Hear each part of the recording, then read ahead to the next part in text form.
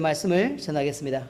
자, 오늘 말씀은 고린도전서 강의 85번째 시간으로 오늘 고린도전서 강의의 마지막 시간입니다. 초대교회의 인사말은요, 마라나타였습니다.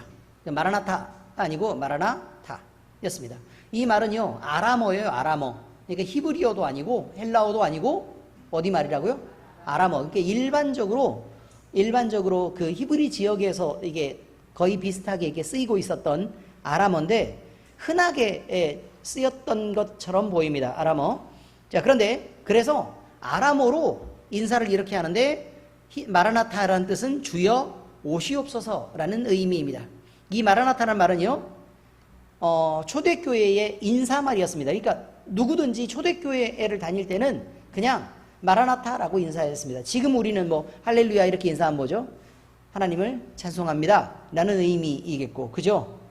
이렇게. 그 다음에 뭐 샬롬 이러면 당신에게 평안을 드립니다, 평안하십니까? 라는 의미로 이렇게 인사를 하는데, 초대교회 교인들은 우리에게 뭐 기본적으로 평안을 물을 만한 여유도 없고, 그렇죠? 평안을 물을, 그 다음에 하나님을 찬송하는데 뭐 그냥 일반적인 그냥 이렇게 노래의 찬송이 아니라 마라나타, 그러니까 임박한 예수 그리스도의 재림이 있다 라는 의미에서 마라나타라는 의미로 늘 그렇게 인사를 했습니다. 자, 이 말이요, 신약에서 두 번 등장합니다.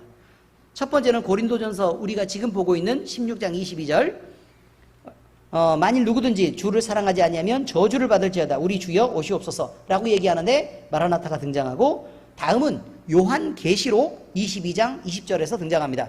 이것들을 증언하신 이가 이르시되 내가 진실로 속히 오리라 하시거늘 아멘, 주 예수여 오시옵소서, 마라나타. 이렇게 이렇게 두 번 등장한다, 이런 말입니다.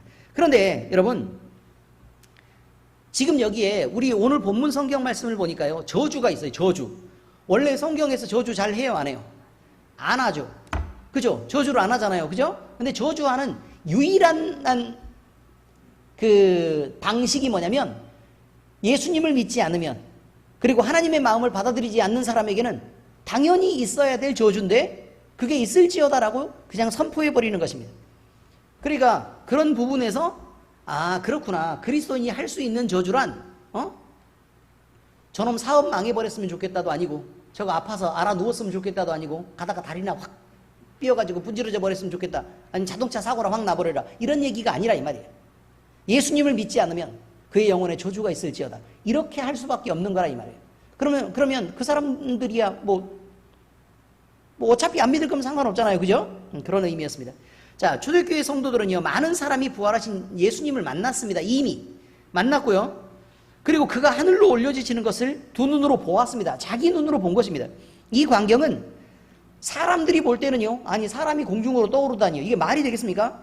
신기하기 이를 데 없는 것이었고, 그래서 그들은 예수님이 올려가신 하늘을 바라보면서 눈을 뗄 수 없었습니다. 그래서 계속 거기에 도대체 어디까지 얼마만큼 이렇게 가신 거예요? 구름 속에 숨었다가 살짝 내려오시는 거 아닌가? 그래서 계속 이렇게 쳐다보고 이렇게 그렇게 있는 것이었습니다. 자, 그때 천사가 나타나서요, 예수님의 하늘로 가심을 본 그대로 다시 오실 거라고 말을 해줍니다. 사도행전 1장 11절에 나옵니다. 함께 읽어보실까요? 시작. 이르되 갈릴리 사람들아, 어찌하여 서서 하늘을 쳐다보느냐?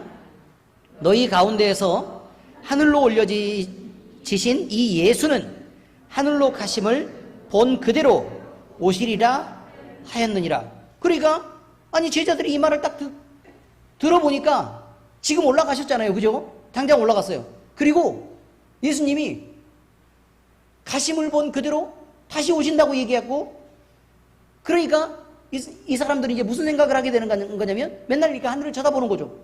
언제 올지 모르니까요. 예수님이 오시기만 하면 이제 다 끝나는 거니까.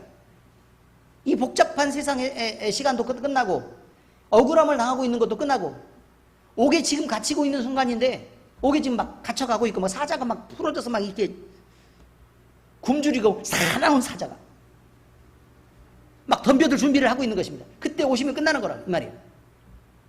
그렇지 않습니까? 막 죽으려고 막 이렇게 막 내가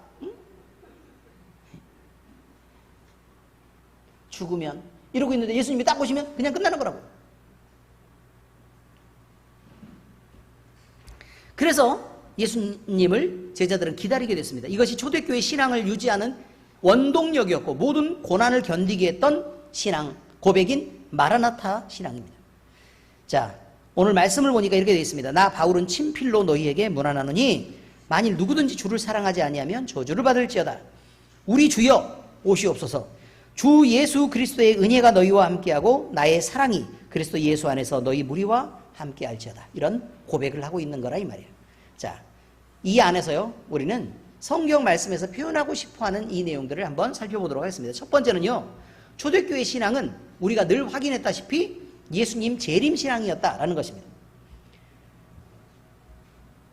다음에 이어질 말씀은 성령을 받은 베드로가 솔로몬 행각에서 많은 유대인들을 향하여 선포한 설교입니다. 이 말씀은요, 요엘서 2장 28절에서 32절 사이에 나오는 내용을 끌어와서 예언한 말씀으로 인용한 것인데요, 자신이 성령 받은 것은 성경에 이미 예언되어 있었던 일이며 그것이 의미하는 바는 이런 것이다 라고 설명하고 있습니다. 자, 그러니까 다시 얘기하면 베드로하고 요한이 성전에 들어가서 물론 들어가기 전에 나면서부터 안전병이 된 자를 치유했고, 그리고 그 놀라운 기적의 역사들이 벌어지고 나서 많은 사람들이 모여서 이제 신기하게 계속 생각을 하는 거죠. 그래서 베드로하고 요한을 주목하면서 도대체 이게 무슨 일인가라고 궁금해서 이제 다들 뭐 웅성웅성하면서 막 모여들고 있는 그런 상황이었습니다. 그때 이 일이 자기의 능력으로 되지 않았다는 것을 베드로가 사람들에게 얘기를 하고, 그리고 자신을 주목하는 것이 옳지 않다. 성경에 그대로 예언되어 있는 게 지금 실현된 것뿐이다라고 얘기를 하고 있는 거예요. 사도행전 2장 17절에서 21절 그렇게 말합니다.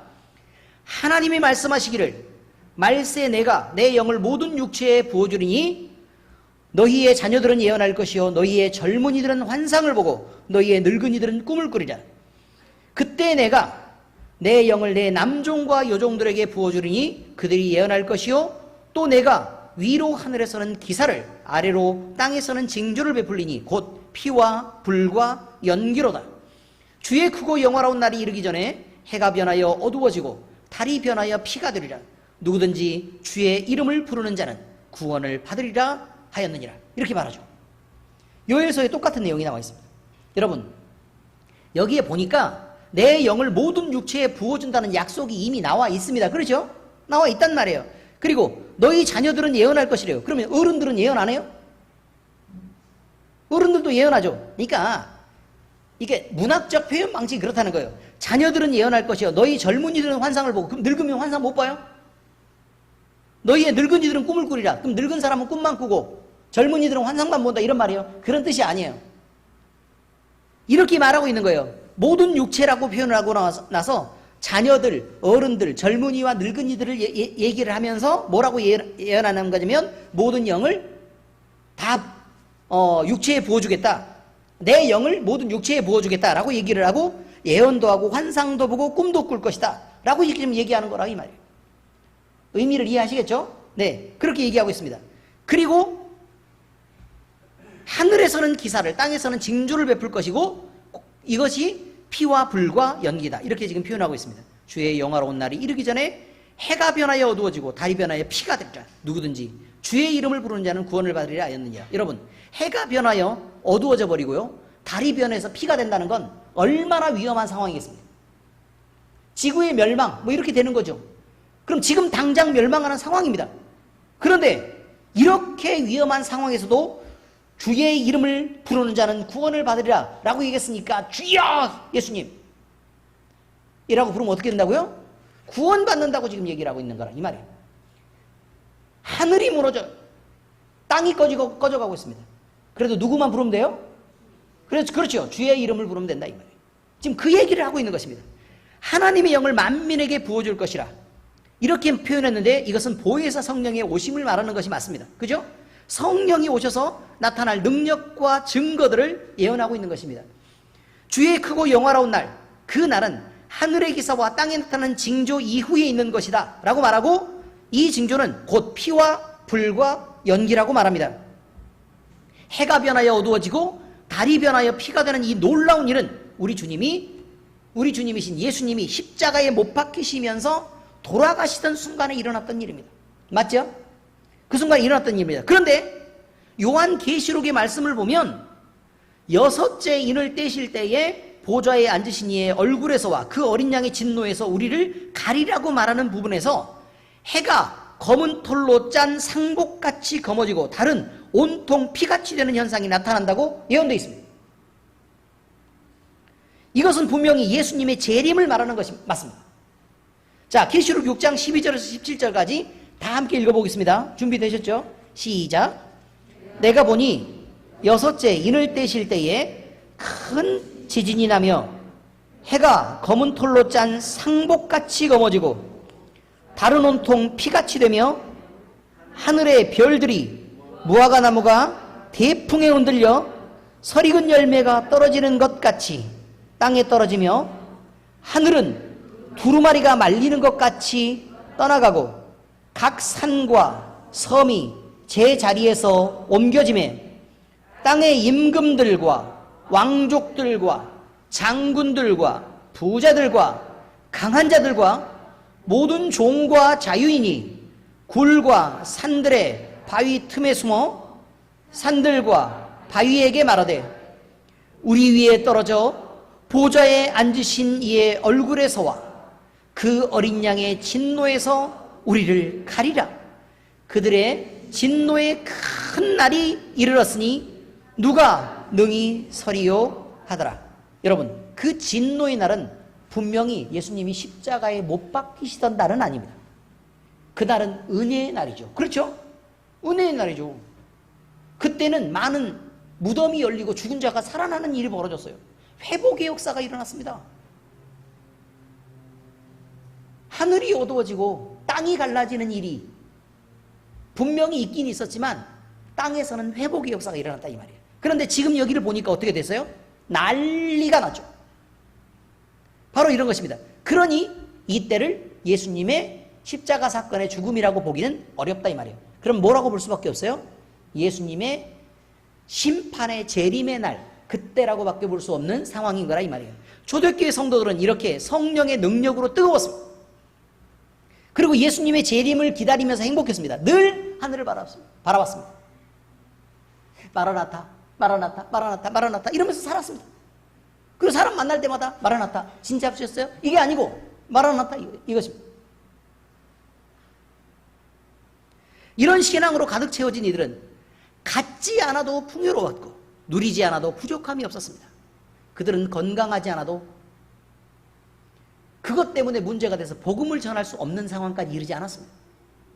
그냥 지금 당장이라도 지금 몸이 욱신거려도 예수님이 지금 오시면 끝나니까요. 자, 이렇게 초대교회의 신앙은 예수님 재림을 기다리는 신앙, 마라나타의 신앙이었다는 사실을 우리는 기억해야 합니다.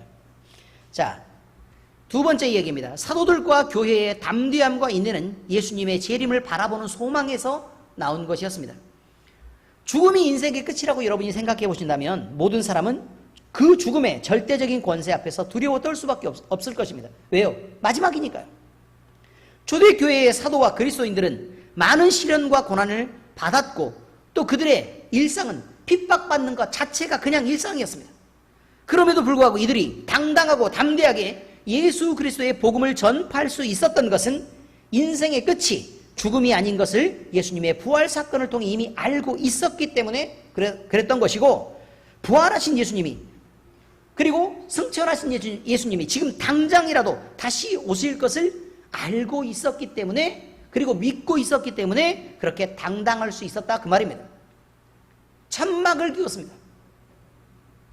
특별히 직장에서 막 대제사장 이렇게 멋진 직업을 가진 것이 아니었습니다. 그렇지만 그들은 그것이 전혀 부럽지 않았습니다.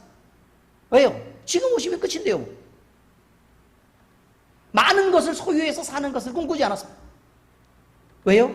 지금 오시면 이거 다 어디다 쓸 거예요? 모아놨다가 재테크에다 어디다 쓸 것입니까? 다 소용이 없는 것입니다. 아니, 오늘 성형수술 해가지고 이뻐지면 뭐예요? 지금 오시면 끝인데 붕대 감은 상태에서 온다니까요. 그리고 묻겠죠. 미라냐? 소용없는 것입니다. 자, 사도행전에 그 말씀이 나와 있습니다. 4장 16절에서 21절까지 제가 봉독합니다. 이 사람들을 어떻게 할까?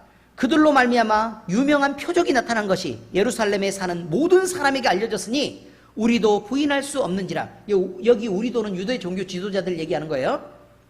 이것이 민간에 더 퍼지지 못하게 그들을 위협하여 이후에는 이 이름으로 아무에게도 말하지 말게 하자 하고 그들을 불러 경고하여 도무지 예수의 이름으로 말하지도 말고 가르치도 말하라 하니 베드로와 요한이 대답하여 이르되 하나님 앞에서 너희의 말을 듣는 것이 하나님의 말씀을 듣는 것보다 옳은가 판단하라.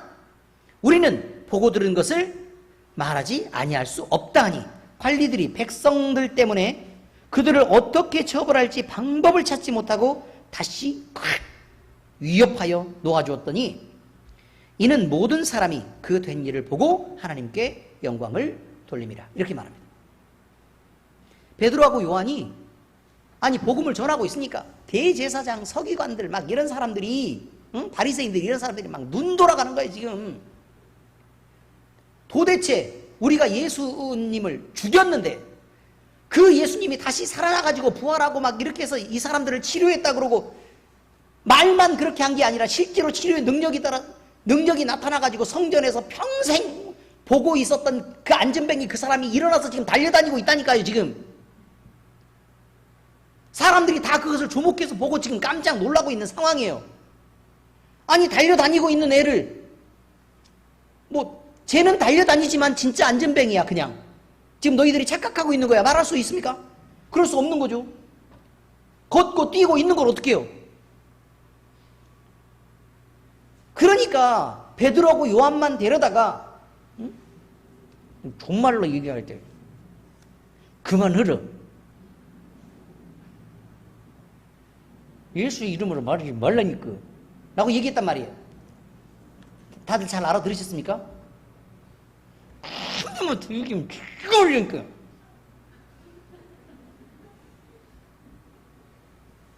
그렇게 얘기했어요. 배운 것도 없고 제대로 아는 것도 없었던 베드로하고 요한이 얘기합니다. 하나님 앞에서 너희의 말을 듣는 것과 하나님의 말씀을 듣는 것 둘 중에 무엇이 옳은가 판단해봐라. 난 중간에 빠져 있는 게 있어요. 무조건 하나님 말씀을 들을 수밖에 없다는 거예요. 그래서 내가 보고 들은 것을 어떻게 말하지 않을 수 있겠냐. 그것이 사실인데 내가 무슨 거짓을 말하고 있는 것도 아니고 네가 보고 있잖아 지금 저거 뛰는 거 라는 얘기를 하고 있는 것입니다. 베드로는 복음을 전하지 못하게 하고 성경을 풀어 가르치지 못하게 위협하는 유대 종교 지도자들을 향하여 하나님 앞에서 너희의 말을 듣는 것과 하나님의 말씀을 듣는 것 이 둘 중에서 무엇이 옳은가를 판단하라면서 우리는 보고 들은 것을 말하지 않을 수 없다고 그들의 요구를 거부해버립니다.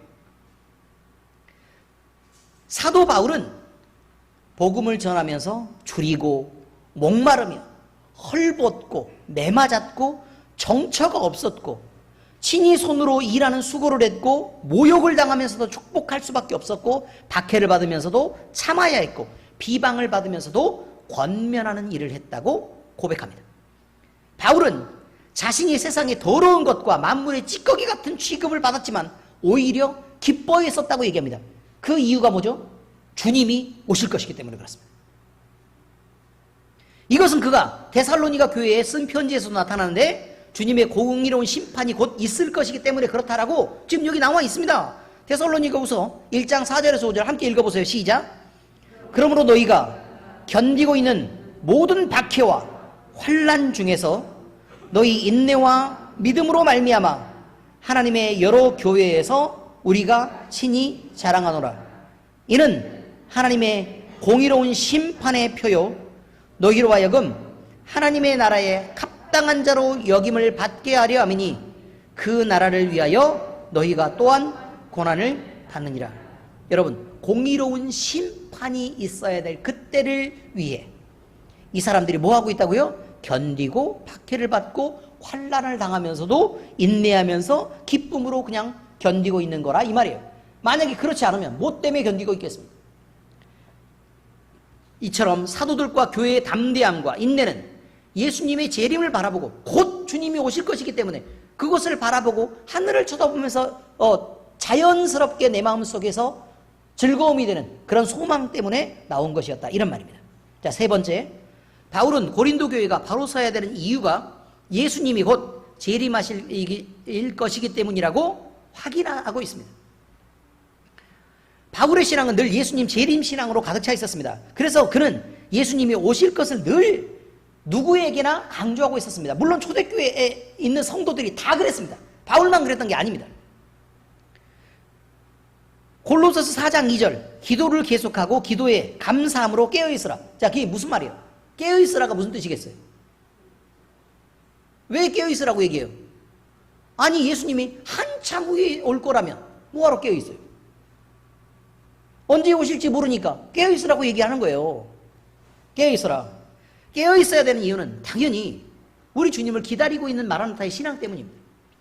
데살로니가 교회에도 그랬고, 자, 데살로니가서서 5장 23절에 평강의 하나님이 친히 너희를 온전히 거룩하게 하시고 또 너희의 온 영과 혼과 몸이 우리 주 예수 그리스도의 강림하실 때에 흠없게 보존되기를 원하노라. 어떻습니까? 다시 오신다니까요. 빌립보 교회도 동일한 긴장을 요구하고 있습니다. 빌립보서 4장 4절에서 5절 사이에 주 안에서 항상 기뻐하라. 내가 다시 말하노니 기뻐하라. 너희 관용을 모든 사람에게 알게 하라. 주께서 가까우시니라. 보세요. 아니, 앞에 나와요. 기도를 해라 라고 얘기하면서 감사해라, 기도해라 라고 말하고 뭐라고 얘기하겠다고요? 깨어있어라 라고 얘기한단 말이에요. 무슨 말이라고요? 예수님이 오신단 말이에요. 너희가 흠없게 보존되기를 원한다. 혼과 영과 몸이. 무슨 의미인지 아시겠죠? 그러니 너희가 온전히 거룩하게 되라 라고 얘기하면서 또 뭐라고 얘기해요? 주님이 오신다 라고 말합니다. 그리고 또 뭐라고 얘기한다고요? 너희 관용을 모든 사람에게 알게 해라. 주 안에서 늘 기쁨으로 살아라 라고 얘기하면서 뭐라고 얘기해요? 주님이 오신다 라고 얘기해요. 그러니까 무슨 얘기냐면 서로 사랑해라. 주님이 오신다. 너 싸우지 말아라. 주님이 오시니까. 너 인내해라. 주님이 오신다. 유리창 깨끗이 잘 닦아라. 주님이 오신다. 무슨 의미인지 아시겠어요? 그만 좀 싸워. 주님이 곧 오신다니까.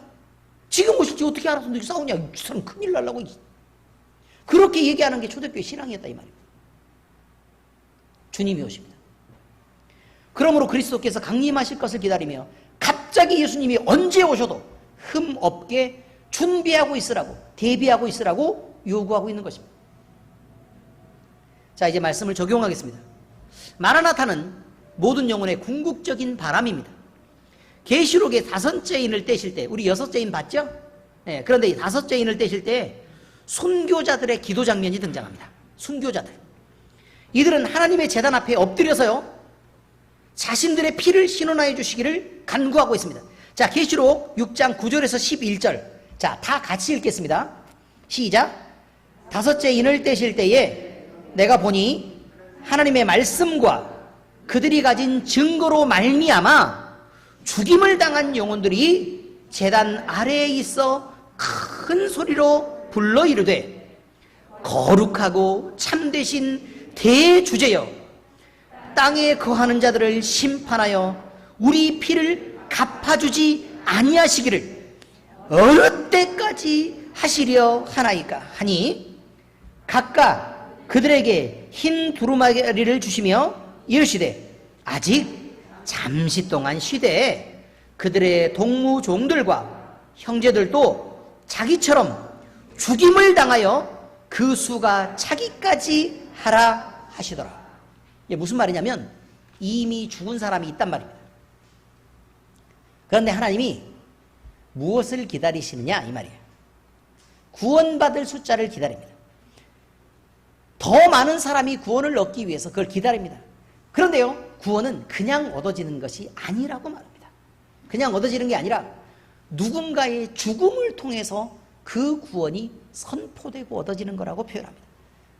그러니 너희들은 지금 이미 죽어서 하나님의 제단 앞에, 내 제단 앞에 엎드려서 너희의 피를 신원해달라고 지금 간구하고 있지만 더 많은 사람이 죽어서 그 순교자의 숫자가 채워지기 전까지는 하나님이 심판을 기다리고 계시겠다는 거예요. 왜요? 더 많은 사람이 구원을 얻게 하기 위해서. 결국 우리가 구원을 얻은 것은요, 우리가 구원을 얻은 것은 성경의 말씀대로 보자면 명백하게 누군가의 죽음의 대가입니다.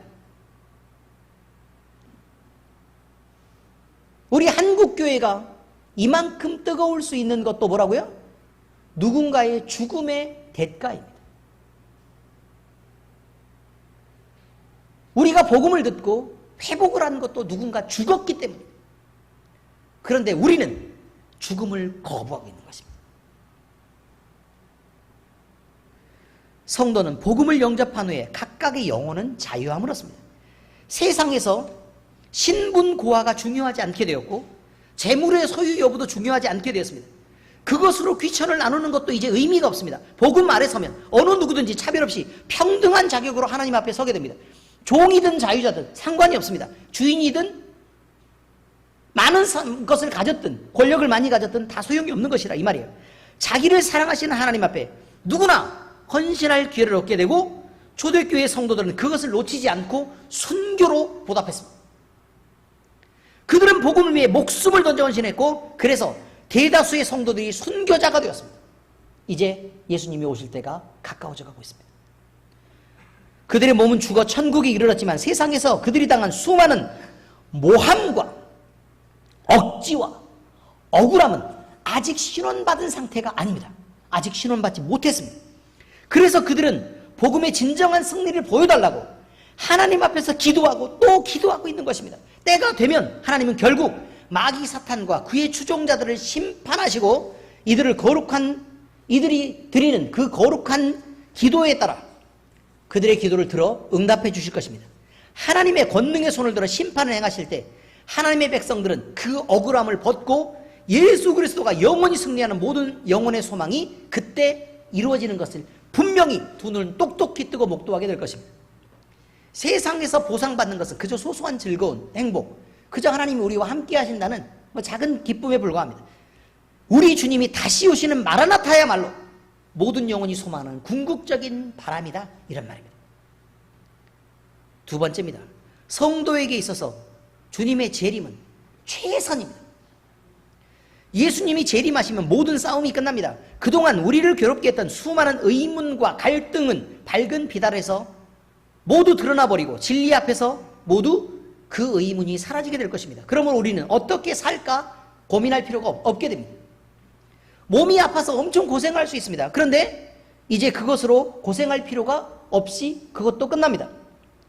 죽지 않을 건강하고 자유로운 몸을 얻어 이제 영생하게 됩니다. 혈관이 막히고요, 심장에 스텐트를 때려박고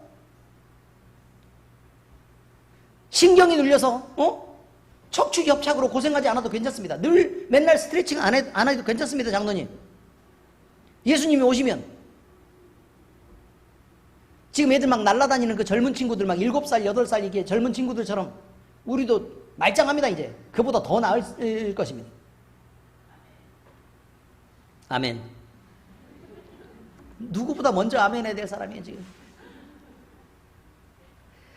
막혀있는 장과 쌓여가는 가스로 이제 아프고 막 이게 힘들고 몸이 붙지 않아도 괜찮습니다. 팔의 인대가 막 너무 아파서 잘 못 움직이겠다, 괜찮습니다. 예수님이 오시면 끝나는 일이에요. 그렇지 않습니까?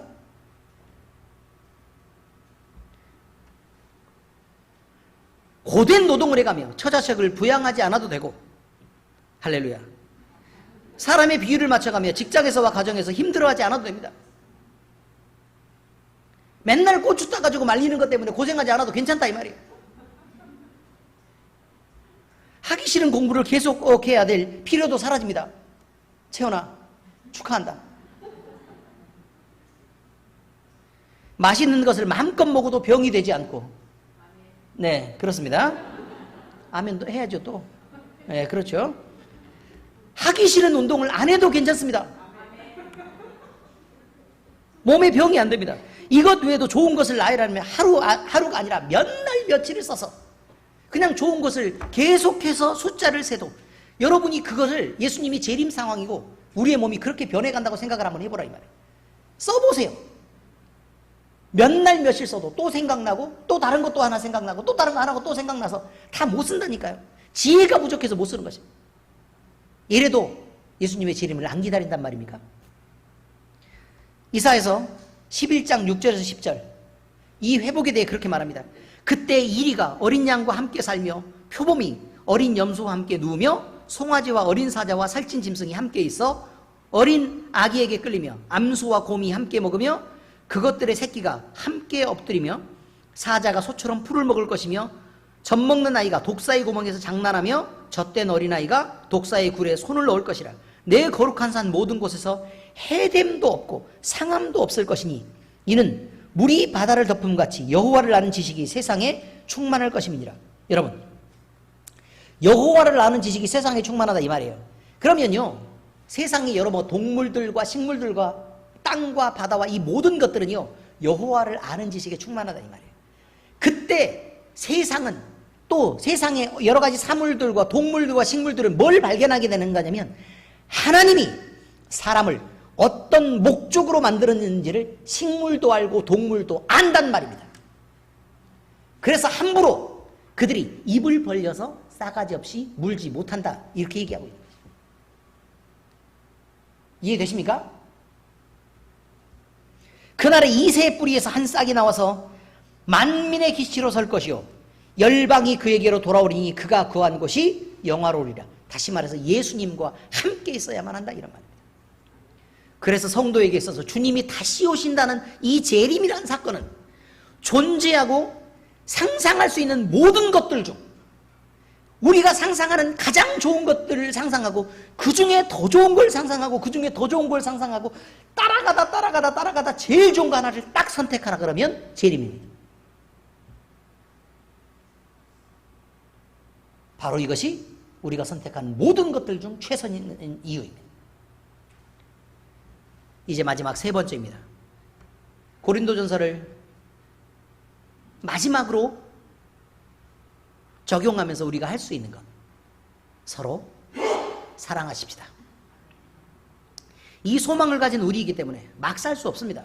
곧 끝내버릴 세상에서 좋은 직장 하나만 얻으려고 해도 몇 년을 또는 몇십 년을 노력하며 참고 견디고 공부해야 하고, 그래서 저 꼬마들도 그냥 힘들다고 난립니다. 내가 직장을 다닐 테니까 엄마가 공부 좀 해주면 안 돼? 이렇게 얘기하는 송모 씨가 있습니다. 먹는 거 밥 2그릇씩 먹고 뛰어놀라고만 하고 그냥 그렇습니다.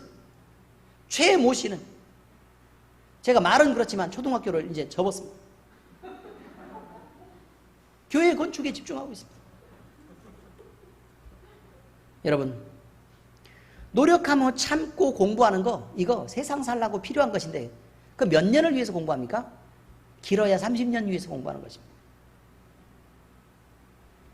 값진 것을 얻기 위해서는 결국 즐거움을 양보하고 젊고 가장 좋은 시절을 양보하고 희생하는 노력을 해야만 한다는 것입니다. 그래서 그 위험을 감수한 투자를 해야 하고 가장 좋은 것을 얻기 위해서는 그 희생을 감내하며 노력하는 것에 대한 결과로만 얻을 수 있는 것들이 있다고 지금 얘기하는 것입니다. 천국에 들어가는 것은 마치 이런 보화를 얻는 것 같아서 우리 역시 노력하며 살아야 될 가치가 충분히 있는 것입니다. 마태복음 13장 44절에서 48절에 천국을 3가지로 비유하고 있습니다.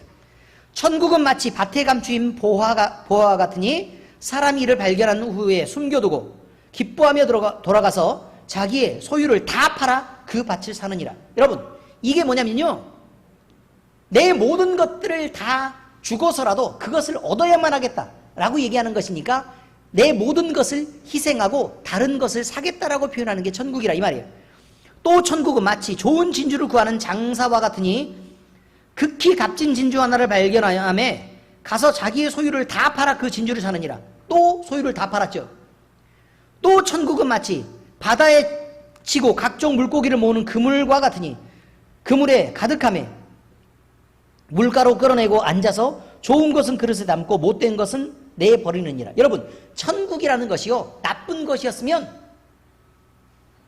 이 사람들이 내 모든 것들 다 털어서 바치고 나서 그걸 샀겠냐고 지금 그 얘기하는 것입니다. 가장 좋은 것이라면 당연히 골라서 내가 취하고 나쁜 것이면 당연히 버려야 되는 거 아니냐 이 말이에요. 근데 이 사람들은 뭘 버렸어요? 앞에 두 군데서요? 자기의 모든 소유를 버렸어요. 자기의 모든 소유를 버렸대요. 그리고 뭘 샀어요? 보화가 들어있는 밭을 샀고 진주를 샀단 말이에요. 다시 말해서 천국을 샀다 이 말이에요. 우리가 가진 모든 것을 다 투자해서라도 천국을 사야 하는 이유가 바로 그것보다 더 값진 것이기 때문에 그렇다 이 말이에요. 그러므로 우리는 썩어져갈 세상의 가치를 붙잡지 말고 하나님의 마음을 살피며 살아가야 합니다. 이것은 우리가 꿈꾸는 보화를 얻게 하고 우리가 소망하는 곳으로 우리를 데려다 줄 것입니다. 하나님의 마음이 어디에 있습니까? 그 마음은 예수 그리스도에게 있고 우리가 하나님과 사람을 서로 사랑해야 된다는 데 있습니다. 그러므로 우리는 서로 사랑하는 것이 맞습니다. 여러분, 예수님은 다시 오십니다. 곧 오십니다. 하늘을 바라보면 우리가 그 소망 중에 있는 것을 알게 됩니다. 우리는 그것을 기다리고 우리 생전에 그것도 되도록 빨리 지금 당장이라도 마라나타의 소망이 실현되기를 소원합니다. 이 즐겁고 복된 소식이 하루빨리 이루어지기를 위해 기도하며 우리 모든 성도에게 주 예수 그리스도의 은혜가 함께하고 우리 모두의 사랑이 그리스도 예수 안에서 우리와 함께하기를 예수 그리스도의 이름으로 축복합니다. 이것으로 고린도전서의 강의를 마치겠습니다. 기도하겠습니다. 하나님 아버지, 우리로 주님이 다시 오시는 마라나타의 신앙을 붙잡고 살아갈 수 있도록 은혜 주시니 감사합니다. 하나님, 우리가 가진 모든 것들을 투자해서라도 우리가 예수 그리스도를 사고 또 영원한 생명을 사고 그래서 아버지는 우리가 얻을 수 있는 가장 좋은 회복들을 얻을 수 있도록 우리에게 지혜를 허락하여 주시옵소서. 우리 삶에 결단 있게 하시고 사랑하며 살게 하시옵소서. 고린도전서를 이렇게 마치게 해주셔서 감사합니다. 아버지 하나님, 고린도 교회에 임했던 많은 문제들을 우리는 살펴볼 수 있었습니다. 교회 안에 성령은 있다고 하나 질서가 없었고 서로 자기를 나타내고 싶어 하기는 했으나 그들이 서로 섬기며 사랑하는 일에 부족함이 있었던 것을 우리는 기억합니다. 교회 안에 은사는 충만했으나 그들이 질서가 없었고 또 교회의 권위와 또 주의 종의 말에 순종하는 것이 어려웠었습니다. 자기의 자신을 주장하기에 바빴었고 그 바쁜 것들 때문에 사실 하나님께서 교회에 부여하신 질서를 잘 바라보지 못했던 것을 주님 우리는 기억합니다. 아버지 하나님, 우리가 하나님이 우리에게 부여주신 교회의 질서 안에서 마음껏 순종하고 또 복종하고 사랑하게 하시고 또 그것들을 통해서 우리의 복음이 전달되게 하시며 이 소망이 또 우리의 참음이 우리 주님이 오시는 것을 기대하는 그 마라나타의 신앙에서부터 시작되었음을 우리로 분명히 알고 즐거워하게 하시옵소서. 우리에게 말씀을 통해 가르쳐 주신 그 은혜에 감사드리며 살아계신 우리 주 예수 그리스도의 이름으로 감사하며 기도합니다. 아멘.